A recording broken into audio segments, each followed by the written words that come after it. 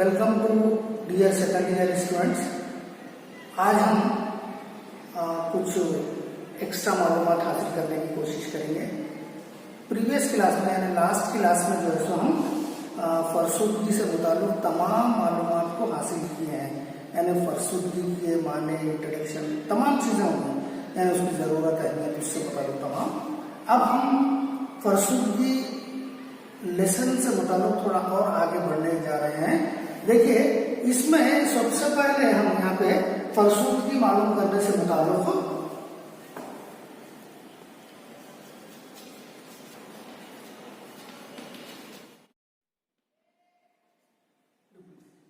Important factors in the measurement of depreciation, तो इसको उर्दू में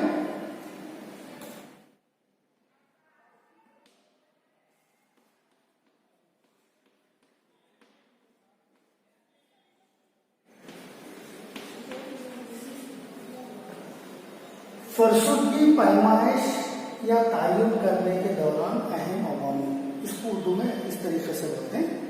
तो यानी फरसूदगी तायुन करना या पैमाइश करना, फराहम करना या आयद करना, तय करना, ये तमाम चीजें एक ही हैं। तो इसके लिए अहम चीजें क्या देखी जाती हैं, आप लोग एक बार देखिए। सबसे पहले नंबर 1 है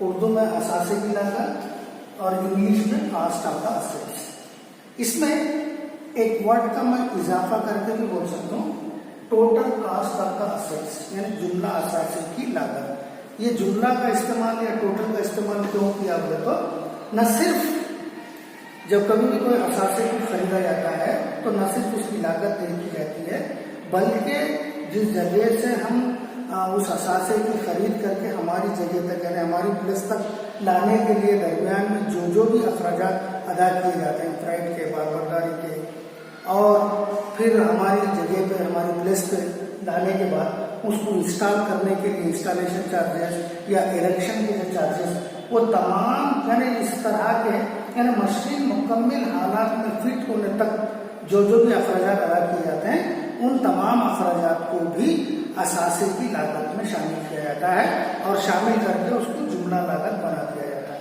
तो इस तरीके के तहत ही मैंने इसको क्या करा, total cast of the assets को भी बता और असासे की लागत को भी बता दिया। और इसमें जो है तो दूसरी चीज है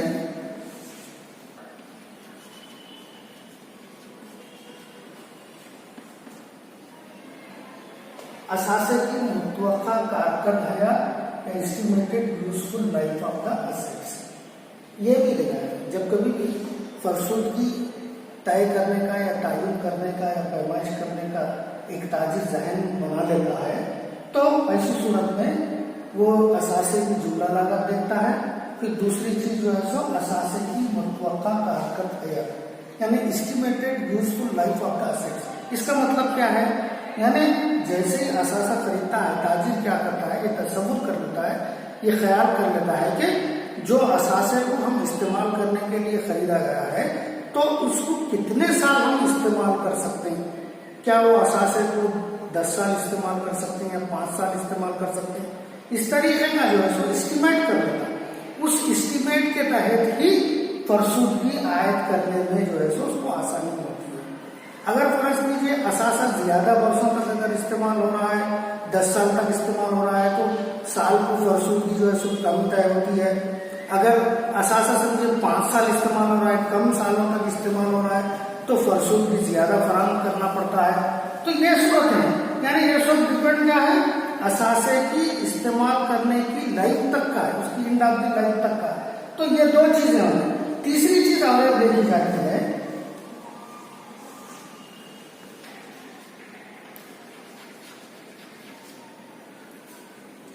असासे की बाकी मानदा कीमत, बाकी मानदा कीमत मतलब रद्दी कीमत, या उसको इंग्लिश में स्क्रैप वैल्यू बोलते हैं। तो जब कभी भी ये दो चीजें एस्टिमेट करने के बाद ताजिर जो है सो ये भी एस्टिमेट करता है कि end of the useful life, यानी लाइफ असासे की तकमीला जिंदगी के अख्तिताम पर असासे की कोई वृद्धि कीमत आ सकती है क्या, ये तसव्वुर करके भी जो है सो वो स्क्रैप वैल्यू भी तय करता है। तो यानी फरसूद की फराहम करने के लिए अब हमको एक बात समझ में आ गई कि ये तीनों चीजें हमको सवाल में दस्तयाब हैं या नहीं है, ये देखकर इन तमाम तीनों चीजों के जरिए जो है सो हम फरसूद की फराहम करने में या तय करने में या तायीन करने में हमको आसानी हो जाती है। तो ये इम्पोर्टेंट फैक्टर्स हैं समझिए मेजरमेंट करने के लिए, फरसूद की फराहम करने के लिए, यानी सालाना फरसूद की फराहम करने के लिए ये तमाम चीजें जरूरी है समझिए। तो ये 1.4 में यानी लेसन फर्स्ट में 4 जो पॉइंट है उसके तहत ये तमाम चीजें हैं। इससे मैं आई होप के आप लोगों को ये तमाम चीजें समझ में आ गई होंगी कि फरसूद की किस तरीके से फराहम की जाती है। इसमें मजीद जो है सो हमारे सिलेबस के हिसाब से और नेक्स्ट जो है सो आपको इसमें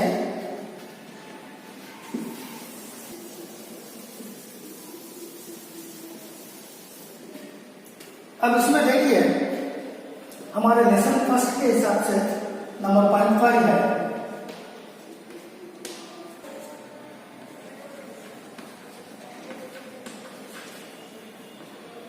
लेसन फर्स्ट 0.5 है method of providing depreciation using straight line method and reducing balance method. इसको उर्दू में